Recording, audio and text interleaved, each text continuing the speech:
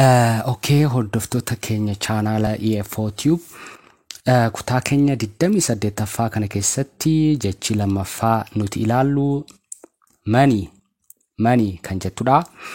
Egaa jecha money jettu kana walumaa galatti yaada tokkoof fayyadamna. Sunis maal jechuudhaa fi baay'ee jechuudhaaf itti fayyadamu ni dandeenya. Mee fakkeenya fudhannee haa ilaallu. Jecha money jedhu kanaaf jechuudha. Fakkeenyaaf namni tokko I have many friends jechuun hiriyoota. Isaan kun baay'ina hiriyoota agarsiifti. Lamaa fi lamaa ol ta'uu isaanii. Friend yeroo jennu hiriyaa. Isaa kana yeroo itti daballu hiriyoota ta'a. I have many books. Isaan kun maal agarsiifti? Baay'ina. Clothes. ES'n kun baay'ina agarsiifti. Egaa money kan jettu kana baay'ina agarsiisuudhaaf I have nan qaba. Maal qabdu? Money baay'ee. Kan isin qabdan immoo bakka kana buustanii I have many friends yoo jettan maal jechuu keessanii? Ani hiriyoota baay'een qaba. Egaa money kan jettu kana wantoota lakkaa'amaniif yookaan maqaa lakkaa'amaniif countable noun yookaan maqoolee lakkaa'amaniif kan itti fayyadamnudha. Money kan jettu kana wantoota hin lakkaa'amneef lakkoofsaan 1, 2, 3, 4 jennee kan hin lakkoofneef ittiin fayyadamnu. Money kana asirratti qabachuu kan qabdan wantoota lakkaa'amaniif lakkoofsaan 1, 2, 3. Fakkeenyaaf friend hiriyoota meeqa qabda jedhee yoo namni isin gaafate 3 qabaa 4 qabaa jettanii lakkoofsaan ibsitanii dubbachuu ni dandeessu. Egaa money kan jettu kana wantoota lakkaa'amaniif. I have many friends. Ani hiriyoota baay'een qaba. I have many books. Kitaabota baay'een qaba. Lakkoofsaan ibsamuu ni danda'a jechuudha.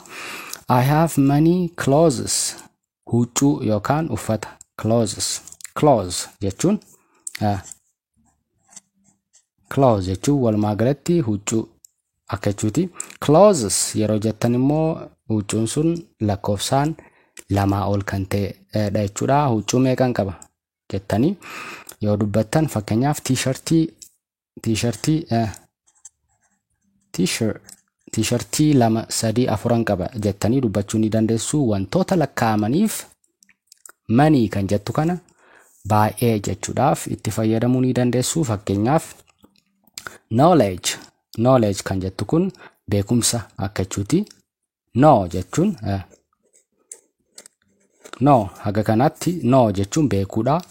Ledge egaa daan kun hin dubbifamtu. Knowledge kan jedhu kana keessatti walumaa galatti knowledge jechuun beekumsa akka jechuuti. Ani beekumsa baay'een qaba jettanii yeroo dubbachuu barbaaddan egaa jecha money jettu kana hin fayyadamtanii. Maaliif? Beekumsi hin lakkaa'amu. Fakkeenyaaf namni tokko beekumsa 1 qaba, beekumsa 2 qaba, beekumsa 3 qaba jedhee beekumsa isaa lakkoofsaan nutti himuu hin danda'u. Money kan jettu kana wantoota lakkaa'amaniif lakkoofsaan akkasitti wantoota lakkoofnuuf itti fayyadamna jechuudha. Beekumsi lakkoofsaan hin lakkaa'amu. Confidence fakkeenyaaf confidence jechuun ofitti amanamummaa akka jechuuti. Fakkeenyaaf ofitti amanamummaa guddaa yoo qabaattan confidence guddaa qabdu akka jechuuti. Garuu confidence'n kun lakkoofsaan 1, 2, 3 jedhamee hin lakkaa'amu. Fakkeenyaaf nama tokko confidence meeqa qabda yoo jettan yookaan ofitti amanamummaa meeqa qabda yoo jettan 10 qaba 20 qaba jedhee isinitti hin himu. Lakkoofsaan hin ibsamu jechuudha. Uncountable noun jedhama. Countable noun yeroo jennu maqoota lakkaa'aman akka jechuuti. Lakkoofsaan kan ibsinu warreen akka kanaa. Garuu lakkoofsaan kan hin ibsamne maal jennaani? Uncountable noun. Count jechuun lakkaa'uudha. An kan jettu yeroo itti daballu kan hin lakkaa'amne ta'a. Isheen kun prefix jedhamti. Gara fuulduraatti ni baranna. Garuu ammaaf yaada isaa kan qabachuu qabdan money kan jettu kana wantoota lakkaa'amaniif yeroo wantoota hin lakkaa'amneef ta'uu fakkeenyaaf much kan jettu kana fayyadamuu ni dandeessu. A lot of kan jedhullee fayyadamuu ni dandeessu. Fakkeenyaaf ani qarshii baay'een qaba yookaan ati qarshii baay'ee qabda, isaan qarshii baay'ee qabu jettanii yeroo dubbachuu barbaadan fakkeenyaaf they jechuun isaan akka jechuuti. They have isaan ni qabu. Money jechuun doggoraa. They have money hin jennu. Maal jennaa? They have a lot of money. Isaan qarshii baay'ee qabu. Isaan qarshii baay'ee qabu. Maaliif as keessatti money kan jettu kun naawonii hin lakkaa'amnedha.